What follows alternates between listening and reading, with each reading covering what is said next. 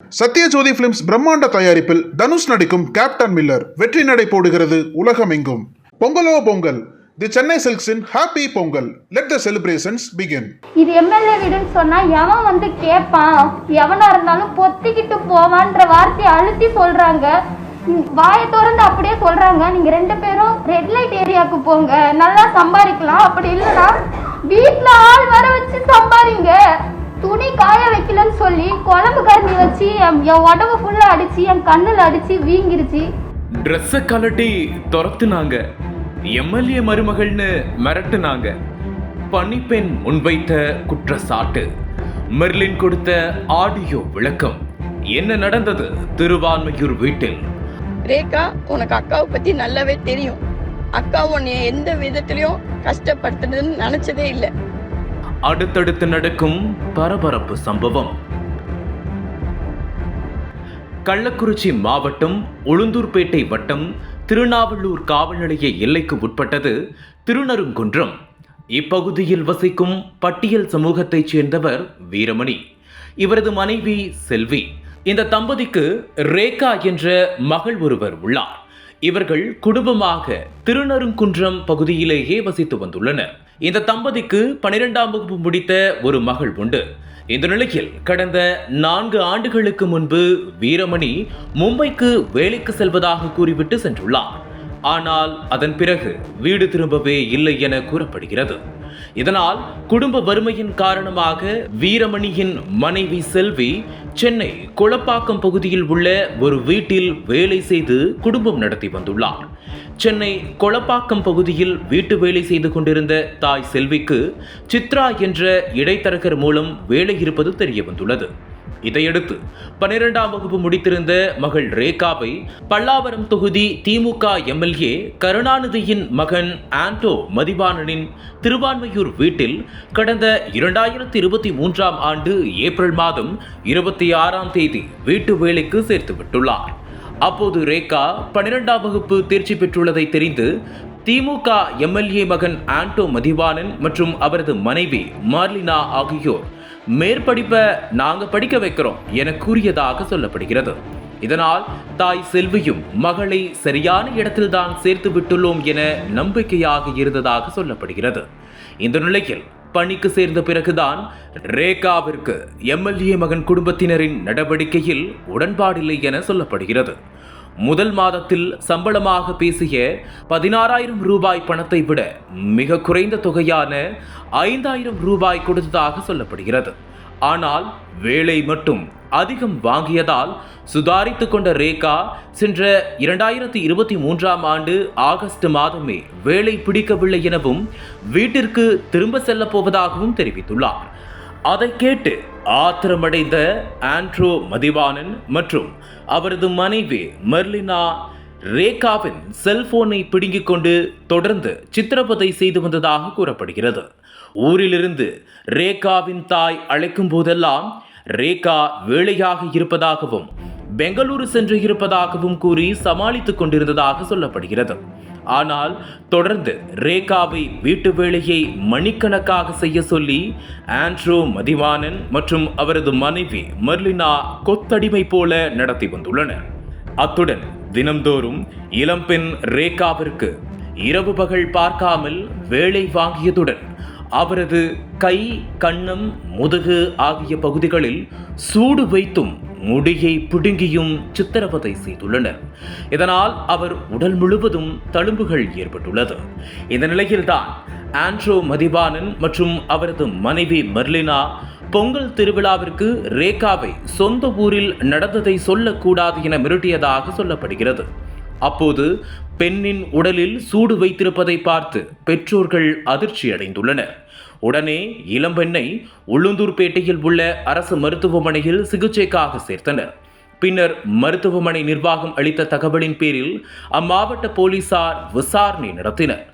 இதனையடுத்து பிரச்சனை திருவான்மையூர் பகுதியில் நடைபெற்றதால் திருவான்மையூர் போலீசாருக்கு தகவல் தெரிவிக்கப்பட்டது. அதனைத் தொடர்ந்து இந்த விவகாரத்தில் இளம்பெண் பாதிக்கப்பட்டுள்ளதால் இச்சம்பவம் குறித்து நீலாங்கரை அனைத்து மகளிர் காவல் நிலைய போலீசார் விசாரணை மேற்கொண்டனர். இதற்கிடையே பாதிக்கப்பட்ட இளம்பெண் தனக்கு நடந்த கொடுமைகளை பேசி வெளியிட்ட வீடியோ சமூக வலைதளங்களில் வைரலானது. இதையடுத்து பல்வேறு கட்சி பிரமுகர்கள் இதற்கு கண்டனம் தெரிவித்தனர். இதையடுத்து செய்தியாளர்களை சந்தித்த பாதிக்கப்பட்ட பெண் 2 நாட்கள்லயே வேலை எனக்கு பிடிக்கல. இப்போ வரைக்கும் எம்எல்ஏ மருமக மர்லினா என்னை மிரட்டுறாங்க. நான் எம்எல்ஏ விட்டு மருமக என்னை எவன் கேட்பா, எல்லாம் பொத்திக்கிட்டு போவான்னு அழுத்தமாக சொல்கிறாங்க. காசு கொடுத்து சமாதானம் செஞ்சுக்கலான்னு சொல்கிறாங்க. அவங்களும் ஒரு பொண்ணு தானே. எனக்கு 2 லட்சம் கடன் இருக்கிறதா சொல்கிறாங்க.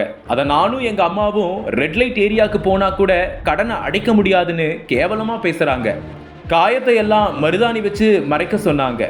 பொய்யா என்கிட்ட கடன் வாங்கின மாதிரி எழுதி வாங்கிக்கிட்டாங்க. ரொம்ப பிளாக்மெயில் பண்ணுறாங்க. போலீஸே நான் சொல்றதை தான் கேட்பாங்கன்னு மிரட்டுறாங்க என கண்ணீர் மல்க கூறி தனக்கு பாதுகாப்பு வேண்டும் என கோரிக்கை விடுத்தார். இந்த நிலையில் திமுக எம்எல்ஏ மகன் ஆண்ட்ரோ மற்றும் அவரது மனைவி மெர்லினா மீது தாழ்த்தப்பட்டோர் வன்கொடுமை தடுப்பு சட்டம், ஆபாசமாக பேசுதல், தாக்குதல், மிரட்டல், குழந்தை பாதுகாப்பு சட்டம் ஆகிய 5 பிரிவுகளின் கீழ் நீலாங்கரை அனைத்து மகளிர் போலீசார் வழக்கு பதிவு செய்துள்ளனர். இதையடுத்து விளக்கம் அளித்த பல்லாவரம் திமுக எம்எல்ஏ கருணாநிதி, என் மகனுக்கு திருமணமாகி 7 வருஷம் ஆச்சு. திருவான்மையூர்ல தனியா வசிச்சுட்டு வராங்க. அங்க என்ன நடந்தது அப்படிங்கிறது எனக்கு தெரியாது. இந்த சம்பவத்துக்கும் எனக்கும் எந்த தொடர்பும் கிடையாது. மருமக மீது அரசு என்ன நடவடிக்கை எடுக்க வேண்டுமோ அவங்க எடுப்பாங்க என தெரிவித்தார். இது எம்எல்ஏ வீடுன்னு சொன்னா எவன் கேட்பான், எவனா இருந்தாலும் பொத்திக்கிட்டு போவான்ற வார்த்தையை அழுத்தி சொல்றாங்க. என்ன அடிக்கடி சொல்றாங்க, நீ ஒண்ணு இல்லாத நாய், நீ என்ன பண்ண முடியும், என்ன நீயும் நானும் ஒன்னா. என்னோட கேஸ்ட வச்சு 2 தடவை என்ன அசிங்கமா திட்டிருக்காங்க. அவங்க எவ்வளோ அசிங்கப்படுத்த முடியுமோ அவ்வளோ ஒருத்தர் அசிங்கப்படுத்திருக்காங்க. நான் வேலைக்கு போனேன், என் மேல கை வைக்கிறது அவங்க ஃபர்ஸ்ட் பண்ற தப்பு. ஆனா எங்க அம்மாவை என்னென்னலாம் பேசியிருக்காங்க. என்ன சொல்றாங்க, நீயும் உங்க அம்மாவும் வேலை செய்யறதுக்கு சரியான ஆள் இல்லை. நீங்க 2 பேரும் வாயை திறந்து அப்படியே சொல்றாங்க, நீங்க 2 பேரும் ரெட் லைட் ஏரியாவுக்கு போங்க, நல்லா சம்பாதிக்கலாம். அப்படி இல்லைன்னா வீட்டுல ஆள் வர வச்சு சம்பாதிங்க. அப்பயாவது உங்க அம்மா மேல 2 லட்சம் கொடுக்க முடியுமா அப்படின்னு என்ன பச்சையா கேக்குறாங்க. ஒண்ணும் இல்லாதவங்க தான், ஆனா மான மரியாதை எங்களுக்கும் இருக்குது. அதே போல எம்எல்ஏ கருணாநிதியின் மருமகள் மெர்லினா ஆடியோ ஒன்றில் விளக்கம் கொடுத்துள்ளார். அதில் நிறைய கெட்ட வார்த்தையில் என்ன திட்டுறீங்க, தயவு செஞ்சு என்ன நடந்துச்சுன்னு தெரியாம பேசாதீங்க. அது ஒரு அபாண்டமான கொச்சையான மன உளைச்சல் தரக்கூடிய குற்றச்சாட்டு. 3 நாட்களா சாப்பிட முடியல, தூங்க முடியல, அவதிப்பட்டுட்டு வரேன். நான் ரேகாவுக்கு அக்கா மாதிரி, எதுக்கு இப்படி செய்யறான்னு எனக்கு தெரியல என கண்ணீர் மல்க ஆடியோவில் பேசி உள்ளார். இந்த சம்பவம் தமிழகத்தில் தற்போது அதிர்ச்சியை ஏற்படுத்தி உள்ளது. அம்மா இந்த மாதிரி எங்க அம்மா என்ன பார்த்துட்டு கேக்குறாங்க, ஏன் என் பொண்ணுக்கு இப்படி காய அடிபட்டு இருக்கு, இவ்வளோ ஒருத்தர் இருக்கு அப்படின்னு கேட்கும்போது அவங்க சொல்றாங்க, உங்க பொண்ணாதான் போய் அடிச்சுக்கிட்டாங்க. வீட்டுல என்னால சொல்ல முடியல, ஏன்னா என்ன பிளாக்மெயில் பண்றாங்க. உன் தம்பி ஸ்கூல் போகும்போது லாரி ஏற்றி கொன்னுடுவேன், உங்க அம்மாவை தூக்கி ஸ்டேஷன்ல வச்சிருவேன், உங்களால என்ன பண்ண முடியும், நீயே இல்லாத நாய். போலீஸ் கூட நாங்க சொல்றதுதான் கேட்பான், உன்கிட்ட காசு வாங்கிடுவான், காசு வாங்கிட்டு நீ கொடுக்கவே இல்லைன்னு சொல்லிடுவான். நான் ஒரு வார்த்தை சொன்னா மட்டும்தான் உங்க அம்மாவை வெளிவிடுவாங்க, உன்னால என்ன பண்ண முடியும் அப்படின்னு கேக்குறாங்க. இதுக்கு மேல என்னால சொல்லாம இருக்க முடியல. எனக்கு நடந்த கொடுமை ஒவ்வொரு நாளும் நான் அனுபவிச்சிருக்க சித்திரவதை. என் ரத்தம் எவ்வளோ ரத்தம் போயிருக்குது, எவ்வளோ அடி வாங்கியிருக்கேன். இதுக்கு மேல போனாலும் என் உயிர் இருக்குமா இல்லையான்னு எனக்கு தெரியாது. அதனாலதான் எங்க அம்மா கிட்ட சொல்லிட்டேன். இப்ப இவ்வளோ தைரியமா சொல்லும் போது என்ன தோணுதுன்னா, எங்களுக்கான பாதுகாப்பு வேணும். எங்க அம்மாக்கோ இல்லை என் தம்பிக்கோ எந்த ஒரு பிரச்சனையும் வரக்கூடாது. நான் படிப்புக்காக போய் இவ்வளோ கஷ்டப்பட்டு வந்தேன். இந்த வருஷமே போயிடுச்சு என் படிப்பு. எனக்கு படிப்பே இல்லை. படிக்க வைக்கிறேன்னு சொல்லி என்னை ஏமாத்திட்டாங்க. வணக்கம், என் பேர் மார்லினா. இந்த சமீபத்தில் ஒரு 2-3 டேஸாக திஸ் ப்ராப்ளம் நடந்துக்கிட்டு இருக்கு. இந்த ப்ராப்ளம் எதனால நடக்குதுன்றது எங்களுக்கு சத்தியமாக புரியல. நான் ப்ரெஸ் மீடியாவுக்கு எல்லாம் சொல்லிக்கிற ஒரே விஷயம்தான், நிறைய கமெண்ட்ஸ், நிறைய கெட்ட பேர், பேட் வேர்ட்ஸ்லாம் யூஸ் பண்ணி தமிழில் நீங்கள் திட்டுறீங்க. நடந்தது என்னன்றதை புரிஞ்சுக்காம தயவு செஞ்சு இன்னொருத்தவங்கள தப்பாக பேசாதீங்க. அது மட்டும் இல்லாமல் ஒரு பொலிட்டிக்கல் பேக்ரவுண்ட்லேருந்து வரனால அதை யூஸ் பண்ணி அடுத்தவங்க மிரட்டி குடும்பக்கார உலகத்தில் நாங்கள் வாழலை. என்னை சுற்றி இருக்கிறவங்க கிட்டேயும் நீங்கள் விசாரிக்கலாம். இது ஒரு அபாண்டமாக ரொம்ப கொச்சையா, ரொம்ப எப்படி சொல்கிறதுன்னு தெரியல, ரொம்ப மன உளைச்சலுக்கு ஏற்பட்டு 3 நாளாக என்னால் சாப்பிட முடியாமல், தூங்க முடியாமல், என் பொண்ணை என்னால் பார்க்க முடியாமல் இந்த லெவலுக்கு என்னை கொண்டு வந்து விட்டுருக்கீங்க. சின்ன வேலை, ஒரு பாத்திரம் ஒழுங்கா கழுவலையோ இல்லை ஒரு துணி ஒழுங்கா மடிச்சு வைக்கலையோ, அதனால மிளகாத்தூள் அவங்களுக்கு என்னென்ன விதவிதமாக தோணுதோ கொடுமை பண்ணணும்னு நினைக்கிறாங்களோ அந்த மாதிரிலாம் என்ன பண்ணாங்க. மிளகாத்தூளை கரைச்சி குடிடின்னு குடிக்க சொல்லுவாங்க.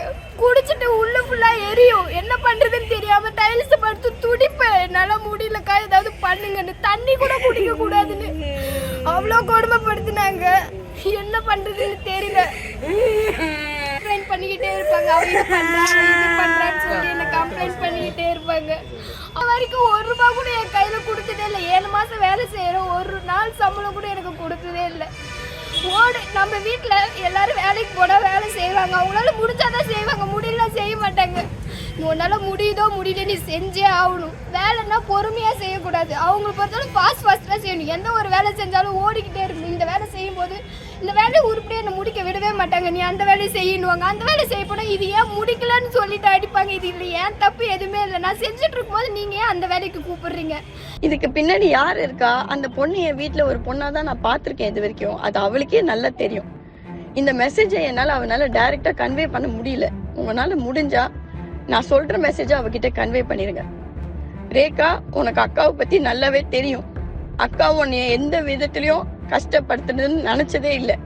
உன் கைப்படியே எனக்கு லெட்டர்லாம் எழுதி வச்சிருக்கேன்றதே நான் இப்போதான் திறந்து பார்க்குறேன். உன் பேக்கை பேக் பண்ணணுன்றப்போ இவ்வளோ லவ், இவ்வளோ அஃபெக்ஷன் என் மேலே இருக்கிற நீ எதுக்காக இதெல்லாம் செய்கிறம்மா? உனக்கு ஏதாவது வேணும்னா அக்கா கிட்ட கேட்டு நீ பேசியிருக்கலாமே.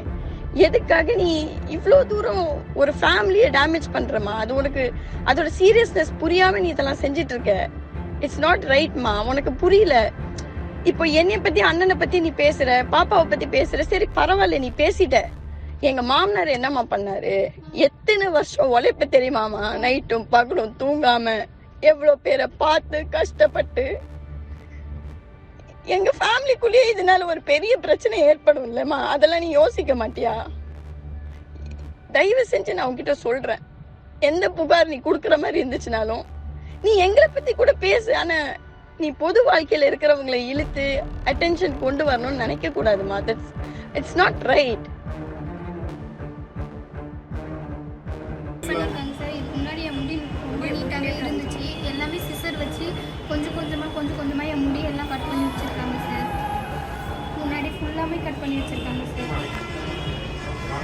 இந்த காயம் வர்றதுக்கு முன்னாடி குழம்பு தண்ணி எடுத்து அடித்து இந்த மாதிரி என் காயத்தை உண்டாக்கி வச்சுருக்காங்க சார். ஃபுல்லாமே நான் வேண்டாம் வீட்டுக்கு போகிறேன்னு சொன்னாலும் என்னை பிளாக்மெயில் பண்ணி இந்த மாதிரிலாம் கொடுமைப்படுத்திருக்காங்க சார். அனல் பறக்கும் செய்திகளை அப்டேட் செய்து கொள்ள நக்கீரன் களத்தை இப்பவே சப்ஸ்கிரைப் பண்ணுங்க.